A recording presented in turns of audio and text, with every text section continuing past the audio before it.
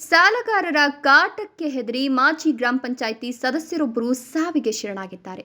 ಗೌರಿಬಿದನೂರು ತಾಲೂಕಿನ ದೊಡ್ಡ ಕುರುಗೋಡು ಪಂಚಾಯಿತಿಯ ಎಚ್ ನಾಗಸಂದ್ರ ಗ್ರಾಮದ ನಿವಾಸಿ ಮಾಜಿ ಗ್ರಾಮ ಪಂಚಾಯಿತಿ ಸದಸ್ಯ ಎನ್ಆರ್ ನರಸಿಂಹಯ್ಯ ಕೆಲವು ಫಿನಾನ್ಸ್ ಕಂಪನಿಗಳಲ್ಲಿ ಹಣ ಪಡೆದುಕೊಂಡಿದ್ರು. ಕಂತುಗಳ ರೂಪದಲ್ಲಿ ಹಣ ಕಟ್ಟಿದ್ರು. ಮನೆ ಬಾಗಿಲಿಗೆ ಬಂದು ಫಿನಾನ್ಸ್ನವರು ಕಾಟ ಕೊಡ್ತಿದ್ರು ಅಂತ ಪತ್ನಿ ಪ್ರಭಾವತಿ ತಿಳಿಸಿದ್ದಾರೆ.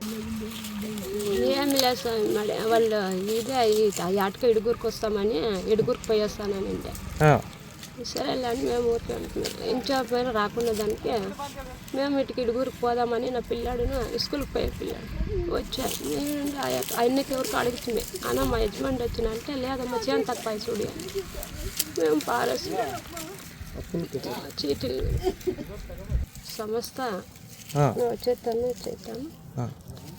ಎಲ್ಲಂಟಿ. ಇವರು ವೃತ್ತಿಯಲ್ಲಿ ಆಟೋ ಚಾಲಕನಾಗಿ ಸಂಸಾರ ನಡೆಸುತ್ತಿದ್ದು ಫಿನಾನ್ಸ್ ಕಿರುಕುಳಕ್ಕೆ ಆಟೋ ಸಹ 2-3 ಬಾರಿ ಒತ್ತೆ ಇಟ್ಟು ಹಣ ಕಟ್ಟಿದ್ರಂತೆ.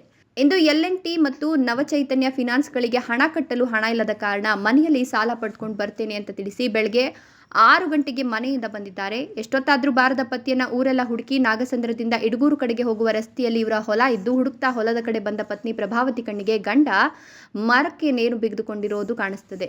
ಕೂಡಲೇ ಅಣ್ಣ ತಮ್ಮಂದಿರಿಗೆ ಮಾಹಿತಿ ನೀಡಿದ್ದಾರೆ. ಅವರು ಕೂಡ ಸ್ಥಳಕ್ಕೆ ಬಂದು ನೋಡಿದಾಗ ಅವರ ಅಣ್ಣ ನೇಣಿಗೆ ಶರಣಾಗಿರೋದು ಬೆಳಕಿಗೆ ಬಂದಿದೆ.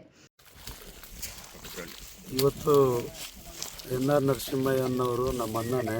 ಅವರು ಈ ಮೈಕ್ರೋ ಫೈನಾನ್ಸ್ ಸಾಲದಿಂದ ಅವರು ಕಂತು ಕಟ್ಟದೆ ಆಗೋದಕ್ಕೆ ಕಂತು ಕಟ್ಟೋದಕ್ಕೆ ಆಗದೆ ಅವರು ಈ ಥರ ಬಂದು ಬೆಳಿಗ್ಗೆನೆ ನೇಣು ಹಾಕ್ಕೊಂಡು ತೀರೋಗಿದ್ದಾರೆ. ಇವತ್ತು ಚೀಟಿ ಇತ್ತು, 10,000 ಕಟ್ಟಬೇಕಾಗಿತ್ತಂತೆ.